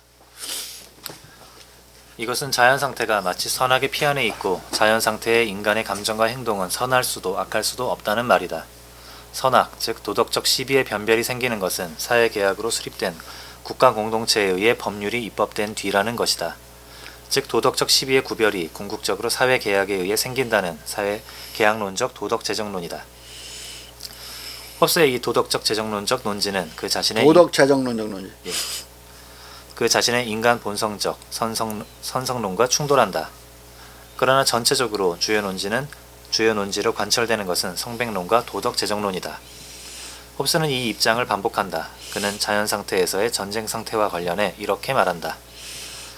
만인에 대한 만인의 이 전쟁의 귀결은 이것이다. 즉 어떤 짓을 해도 불이일 수 없다는 것이다. 여기서 만인에 대한 전쟁이란 말을 내가 설명을 과거에 했는지 모르겠지만, 이렇게 키케르도 자연 상태를 전쟁 상태로 봤어요. 이 사람도 자연 상태는 만인에 대한 전쟁 상태로 봤어요. 벨룸 옴뇸 꽁트라 옴네스라고 라틴어로 그렇게, 또는 영어로는 이제 또 그렇게 말하고 of all against all, 만인에 대한 every man against every man이라고 그랬는데, 이렇게 전쟁이 사회의 근본적인 동력이라고 보는 거, 이게 이제 다른 말로 쉘러가 지적하는 서양 철학과 사상의 캄프 싱굴라리스무스라고 그래요. 투쟁유일주의가 서양 철학의 근간을 이뤄요. 플라톤의 국가는 전쟁을 위한 전쟁 국가예요. 그러니까 전사를 기르는 걸로 국가는 목적이 되어 있죠. 군인밖에 없어요. 나머지는 상공신문은 아무것도 아니야. 그리고 군인들 중에 이제 공부 잘하는 사람이 한 사람이나 몇 사람이 철학자가 되는 거고 통치를 하는 거거든. 군인들은 이제 거기서는 수호자 계급이라고 되어 있어요. 전쟁 국가예요, 기본적으로. 노예제 국가이자 전쟁 국가인데, 그런 투쟁과 전쟁의 연속선상에서 이제 키케르도 자연 상태를 전쟁 상태로 봤고, 여기도 투쟁 상태로 보는 거죠. 근데 이것은 어디로 이제 계속 이어져 가느냐. 칸트의 경우에는 이 인간의 상태를 기본적으로 전쟁 상태로 보는 건 똑같고, 전쟁을 언제까지 하는 거냐면 전쟁이 없어질 때까지 전쟁을 하는 거야. 전쟁을 없애는 비이클이다. 그 운송수단이라고 생각했으니까 전쟁이 없어질 때까지 계속 전쟁을 하면서 전쟁이 없어져야 한다는 이성을 깨닫게 만들음으로써 전쟁을 나중에 전쟁이 없어지는 때까지 싸워야 되는 거야. 그런 의미에서 거기 가만히 보면 전쟁이 정당화되고 있어요. 그런 어떤 완전한 만인의 만인에 대한 평화가 올 때까지 그것을 깨닫게 만들어주고 그 상태로 인간을 이송시켜주는, 수송해주는 수단이기 때문에 전쟁이 그 수단으로서 평화로 가는 길로서 정당화되고 있는 거예요. 이거 포브스는 정당화까지 말하지 않았지만은 그렇다고 디스크립티브한 거죠. 서술적인 건데 여기는 정당화되고 있고, 다 해결에 이르게 되면 전쟁을 하지 않으면 인간은 정신 상태가 불건전해지고 나태해지고, 전쟁이 일어나면 인간들은 그때서 자기들의 사적 이해관계로부터 벌떡 일어나 가지고 그걸 단절하고 공동체를 위해서 공동체의 그 이익의 엄청난 폭력적 회초리의 폭력을 받으면서 공동이익을 깨닫게 되고 그렇게 된다. 그리고 평시에도 전쟁 준비를 하면서 사람들이 건강 상태를 유지한다. 그 말은 꼭 홉스가 한 말 그대로 반복하는 거야. 홉스도 그렇게 썼거든. 그런 의미에서는 홉스도 전쟁을 정당화했네. 평시에도 전쟁 준비를 하면서 사람들은 그 아주 불침번적으로 정신이 어웨어니스, 아주 늘 깨달게 되게 만들어준다. 그렇으니까 전쟁을 정당화하고 찬양하고 이따위 사상이 서양 철학에 면면이 흐르는 거고, 나중에 정치를 전쟁을 통해서 정치하는 걸로 1928년에 부전조약, 전쟁을 금지한 조약은 분쟁을 해결하는 수단으로서 전쟁을, 무력 사용을 포기하는 조약인데, 그것은 정치 수단으로서 전쟁을 포기하는 거예요. 근데 클라우제비츠는 뭐라고 그랬어요? 아예 그냥 전쟁은 다른 수단에 의한 정치의 연속이다 그랬어요. 전쟁이 정치로 정당화돼 버리는 거예요. 전쟁은 정치구나. 정치는 해야 되는 거 아니야? 정당화돼 버리는 거예요. 근데 아예 칼막스는 그냥 19세기 들어와갖고 1848년에 지금까지 역사는 계급 투쟁의 역사다. 아예 투쟁을 이제 역사의 동력으로 딱 못 박아버리죠. 클라우제비츠보다 조금 뒷사람인데, 클라우제비츠는 나폴레옹 전쟁의 성격을 파악하려고 그렇게 제한전쟁론을 폈는데, 그래서 전쟁은 크림반도에서 벌어지는데 전쟁을 종식시키는 평화회담은, 강화회담은 베를린에서 열리는, 정치적끼리 합의하면 자 크림반도에 연락해갖고 전쟁 그만해라 이렇게 군인들한테, 장군들한테 명하는 이런 식의 제한전쟁론. 근데 클라우제비츠 다음에는 이제 그건 19세기 제한전쟁론이지만은 그 이전에 있었던 건 정의의 전쟁론이죠. 벨름 뉴스툼. 기독교적으로 정당화되지 않으면은 그건 불의의 전쟁이고 기독교적으로 정당화돼야 된다. 기독교적으로 정당화되는 전쟁은 뭐냐면, 기독교인들이 기독교 국가가 비기독교 국가를 공격하거나 싸우는 거, 막아내려고 싸우는 것은 정의의 전쟁이야. 신성한. 또는 같은 기독교 공동체 안에서 이교적으로 타락한 나라를 또는 그 군주를 공격하는 옆에 나라의 전쟁은 정의의 전쟁이야. 교황이 인정해주는. 나중에 그렇게 했더니 다 자기들이 다 정의롭다고 하면서 싸워버리니까 이게 나중에는 19세기에 와서는 이제 정인이 불인이 차별하지 않는다. 무차별 전쟁으로 가는 거야. 정의의 전쟁 시대에서 무차별 전쟁 시대로 옮겨가는 게 19세기고, 그 19세기에는 정치가, 정의가 아니라 정치가 전쟁을 규제하게 된다. 근데 그 다음에 끼어있는 칼막스는 계급투쟁 사관을 말했기 때문에 또 투쟁이 중심에 오지만은, 그 다음에 이어지는 미셸 푸코는 20세기 후반에 거꾸로 뒤집어버려. 클라우제비츠 태제를. 인간은 말하는 것도 전쟁이고 투쟁이고 변증법도 투쟁이고, 심지어 이제 정치는 다른 수단에 의한 전쟁의 연속이다. 정치도 투쟁이잖아요. 전쟁의 연속이야. 무슨 설명을 하려고 그러느냐. 가령 지역 갈등이다. 그러면 호남하고 영남하고 뒤지게 싸워요. 그것은 과거에 백제가 전쟁으로 패배했죠. 신라한테. 그 국경 바깥에서 서로 부닥친 이 전쟁이 이제 정치로 내부로 들어와가지고 그 전쟁이 정치 형태로 벌어지고 있다고 본 거예요. 계속되는 것이다. 예? 그래서 정치는 다른 수단으로 한 전쟁의 연속이라고. 완전히 클라우제위츠 테제를 완전히 뒤집어 버린 거예요. 오히려 그렇게 얘기를 하면은 이 프랑스나 영국이나 독일의 이 지역 갈등을 더 쉽게 이해할 수 있다. 왜 도대체 사회연합, 기독교 사회연합, 그 엄청난 독일의 깡모습, 울트라 컨서버티브 정당한 그 바이에른만 있는지, 예? 그리고 남쪽은 왜 바이에른 빼놓고 나머지는 전부 기독교 민주연합, 김인연이고 그 북쪽은 전부 빨갱이들만 3인당만 사는지. 이게 완전히 지역적으로 지역이 완전히 칼라드 되어 있거든요. 프랑스도 마찬가지야. 그대로. 남쪽은 모조리 다 우익들이고 강해 중입니다. 그 북쪽은 다 좌익들이 점령하고. 왜? 노동자들이 많으니까.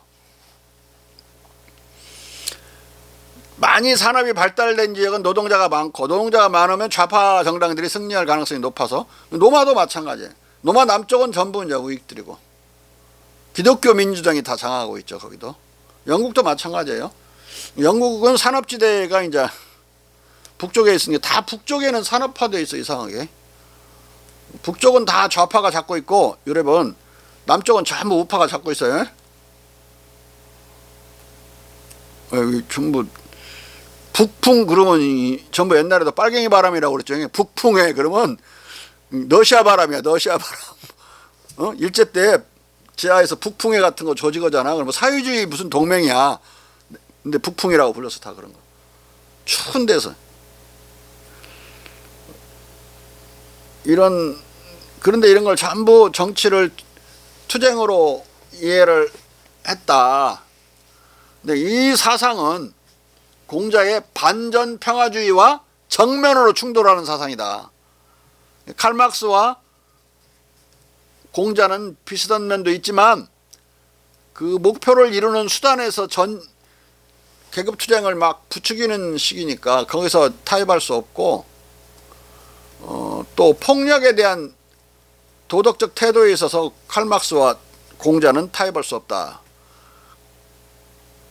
칼막스는 폭력을 쓰는 것을 정치적 효율성에 달린 걸로 봤어요.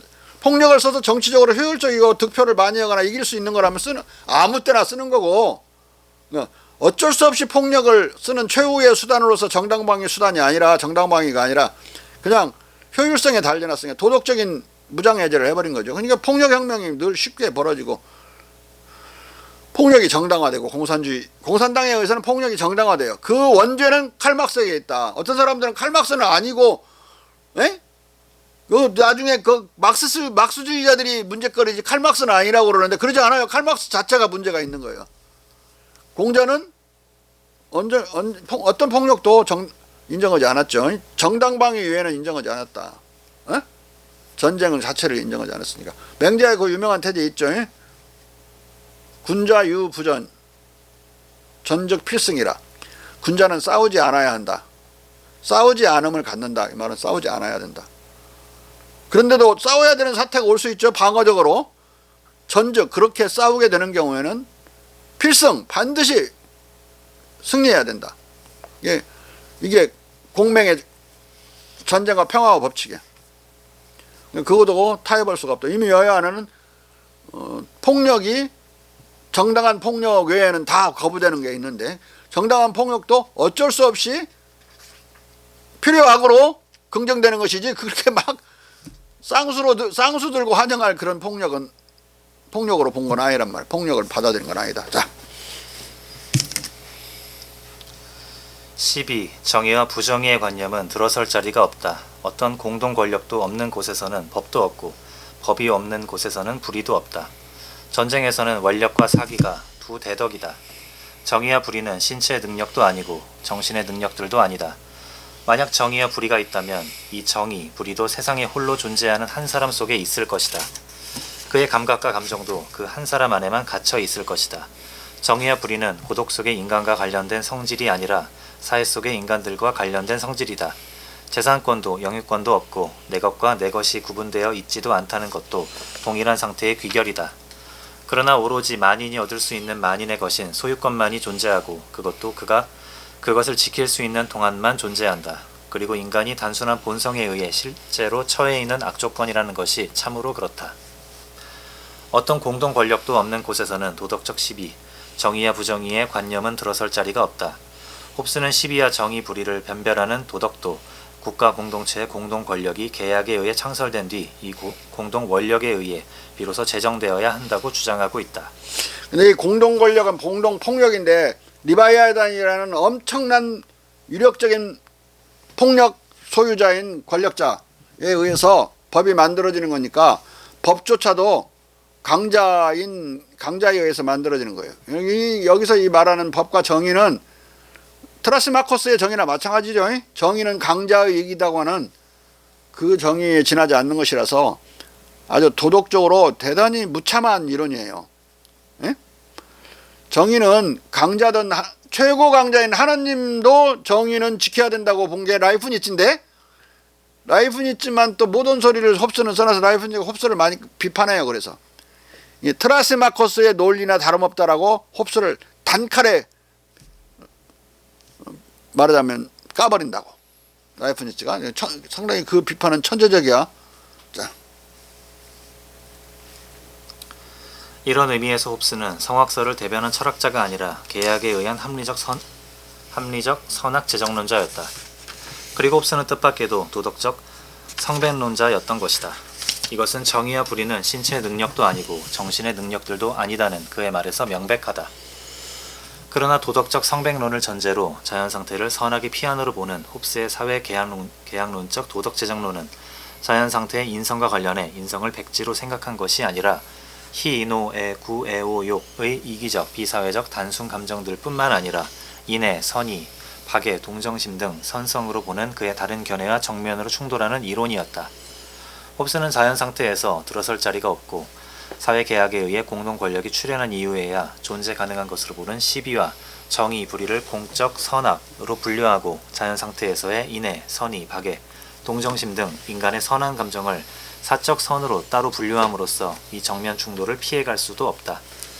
그는 인간이 전쟁 상태인 단순한 자연 상태 속에 있는 한 인애, 선의, 박애, 동정심 등의 감정이 아니라 사적 욕구가 선악의 척도다라고 말하고 있기 때문이다. 그래서 아예 인애, 선의, 박애, 동정심 이 말을 하지 말든지 그냥 이게 뭐야 사적 욕구가 선하고 척도다라고 이 말을 하지 말든지 정신없이 왔다 갔다 해요. 이 홉스는 이 대가리가 제대로 되어 있는지 의심스럽다고. 에? 대깨문만 또 못 온 것 같아. 자. 대깨 노만 또 못 온 것 같고. 자, 읽어. 그리고 인애, 선의, 박애, 동정심 등의 감정은 사적 욕구가 아니라 보편성을 지향하는 사회적 도덕 감정이기 때문에 사적 감정일 수도 없다. 따라서 선악을 공과 사로 구분하는 식으로 해서는 저런 이론적 충돌을 해소할 수 없는 것이다. 따라서 홉스 유형의 계약적 도덕 제정론의 모순을 지적함으로써 그 이론 구조를 분쇄하는 것은 로크의 도덕적 성백론과 계약적 도덕 제정론의 극복보다 비교적 간단했다. 셰프츠베리는 홉스 유형의 계약론적 도덕 제정론을 위트와 풍자로 간단히 분쇄한다. 그는 1709년에 출판한 공통감각, 위트와 유머의 자유에 관한 논고라는 소책자에서 다음과 같이 계약적 도덕 제정론을 비판한다. 키 형성된 정부 안에서는 사회적으로 또는 정직하게 행동할 어떤 의무든 인간에게 부과되어 있는 반면 흔히 자연상태라고 불리는 곳에서는 그렇지 않다고 말하는 것은 우스꽝스럽다. 왜냐하면 우리 현대철학의 유행 언어로 말하면 사회가 계약 위에 기초해 있고 다수파의 손 안으로 또는 다수파가 임명한 손 안으로의 모든 인간의 무한한 사적 권리의 양도가 이루어진 것은 자유선택이었고 약속에 의한 것이었다고 하기 때문이다. 자, 약속 자체가 자연 상태에서 맺어졌다. 그런데 자연 상태에서 약속을 의무로 만들 수 있었던 것은 인간의 다른 모든 행동들도 마찬가지로 우리의 실제적 의무와 자연 본성 부분으로 만들지 않을 수 없다. 그리하여 신의, 정의, 정직, 그리고 덕성은 이미 자연 상태에서부터 있어온 것이 틀림없고 그렇지 않았다면 아예 전혀 있을 수 없었을 것이다. 시민연합 또는 연맹은 시비가 이전에 존재하지 않았다면 결코 시비를 만들어내지 못했을 것이다. 계약 이전에 어떤 악행이든 너무 서슴없이 저지르던 자는 자신의 계약도 마찬가지로 너무 서슴없이 취급하려고 하고 또 그가 적당하다고 여길 때 그리하고야 말 것이다. 자연적 망나니는 동일한 이유에서 시민적 망나니이고 기회 닿는 대로 자주 정치 역량 없이 어영부영할 것이다. 즉 오직 그의 말만이 그를 막고 있을 뿐인 것이다. 사람은 자신의 약속을 지켜야 한다. 왜? 왜냐하면 그가 약속을 지킨다고 언지를 주었기 때문이다. 이것이 도덕적 정의의 기원과 시민정부와 충성의 발생에 대한 주목할 만한 설명이 아닌가. 자, 약속을 지켜야 된다는 도덕이 없다면 사회계약을 맺으면 뭐해, 안 지키는데. 그러니까 사회계약론을 필라면 사회계약에서 만들어진다고 하는 그 도덕이 먼저 있어야 돼요. 그 사회계약을 지켜야 된다는 도덕이. 그러니까 홉스 이론을 아주 단칼에 분석해버린 거죠. 라이프니츠와 셰프스베리의 이론을 합치면 아까 정의는 강자의 얘기라고 하는 라이프니츠의 그 비판과 이 약속은 지켜져야 한다는 것은 이미 약속 이전에 있어야 된다는 이 말, 사회계약 이전에 있어야 된다는 이 말을 합치면 홉스는 분쇄되어 버리는 거예요. 물론 앞뒤가 안 맞는 것들은 따로 비판을 해야 되지만 자가당착적인 이야기들은 너무 많으니까. 자. 여기서 말하는 현대 철학은 홉스의 철학이다. 셰프츠베리는 1709년 그의 가문의 집사의 아들인 에인스워스에게 보낸 한 서한에서 요즘 자유문필가들이라고 부르는 그들은 홉스 씨가 지난 시대에 내놓은 저 원리들을 신봉하고 있다고 말하고 있기 때문이다. 따라서 1709년에 위 풍자문은 홉스의 사회계약론을 공격한 것이다. 위에서 약속 자체가 자연 상태에서 맺어졌다고 한다면 이 약속을 지켜야 한다는 도덕적 의무감이 이미 자연 상태에 존재했다는 것을 뜻하고 약속의 이 도덕적 구속력은 자연 상태에서의 도덕적 신의를 전제하는 것이다. 따라서 자연 상태에서 약속을 의무로 만들 수 있었던 도덕 규범이 이미 존재했고 이 도덕 규범은 인간의 다른 모든 행동들도 우리의 실제적 의무와 자연 본성 부분으로 만들지 않을 수 없는 것이다. 따라서 인간의 다른 모든 행동들인 신의, 정의, 정직, 덕성은 이미 자연 상태에서부터 존재한 것이 틀림이 없고 그렇지 않았다면 아예 전혀 있을 수 없었을 것이다.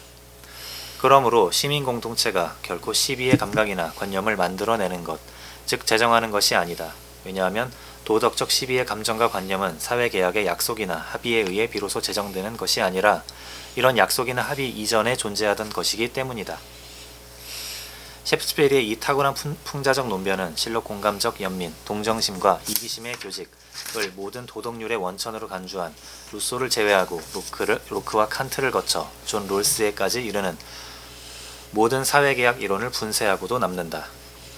로크는 인간 지성론의 성백론과 모순되게도 통치이론의 사회계약론에서 진리와 신의의 준수를 인간들에게 사회의 구성원들로서의 인간들이 아니라 인간으로서의 인간에게 속하는 것으로 규정하고 정치적 사회의 계약적 수립 이전에 자연상태에서의 부부사회와 가족공동체의 존재를 인정하고 있다. 이 점에서 그는 셰프스베리의 선멸적 비판을 피할 수 있는 것처럼 보이지만 그의 사회계약론도 이 비판을 면할 수 없다.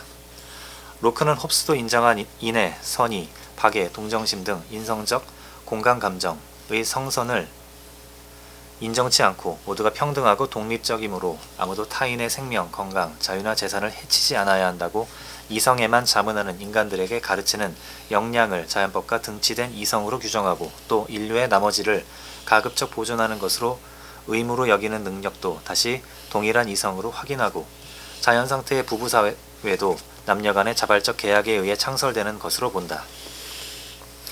이 때문에 로크도 이미 자연상태에서 이 부부계약을 지킬 남녀간의 신의라는 이성이 아니라 도덕감정의 기실존을 암암리에 자기 모순적으로 전제하고 있다는 셰프스베리의 비판을 면치 못하는 것이다. 부부간의 계약이라고 해서 서로 산다면 그 계약은 지켜져야 된다. 부부간의 그 계약은 지켜져야 한다는 그 신의 성실성의 원리는 감정적으로 존재해야 되나? 이미 도덕 감정은. 원래 사랑을 한다는 것은, 사랑하는 건 도덕이 아니에요. 사랑하는 건 그냥 좋은 거지. 건강한 것이 도덕이 아니듯이 마찬가지야. 사랑하는 건 자연스러운 인간의 그런 좋은 즐거움을 주는 감정인데, 근데 둘이 약속했어. 서로만을 사랑하기로. 아니, 그런 약속은 안 하지요. 나중에 어떻게 될지 모르니까. 약속을 한 걸로 간주를 막 해. 근데 내가 결혼식도 여러 번 가보고 결혼식 줄에도 많이 섰지만, 평생 사랑할 것이냐고 그 약속을 묻지, 이 여자를 또 이 남자를 그걸 묻지, 이 여자만 사랑할 것이냐 이건 묻지 않거든. 거꾸로 마찬가지고. 그러니까 그 자기만 사랑하게 만들려면 약속을 받아내야 되지. 막 여러 번 물어가지고. 그렇게 되면 약속이 되면 이제 약속은 지켜야 되기 때문에 어기면은 이제 부도덕한 거야. 이게 내 말 들은 사람들은 그런 약속 하지 마라. 부도덕하게 해지기 쉬워요. 이혼한 놈들은 다 부도덕한 거야. 그 약속을 했다면. 율로 부도덕, 창훈이 부도덕, 또 누구냐? 또 있네. 말 않겠어. 자,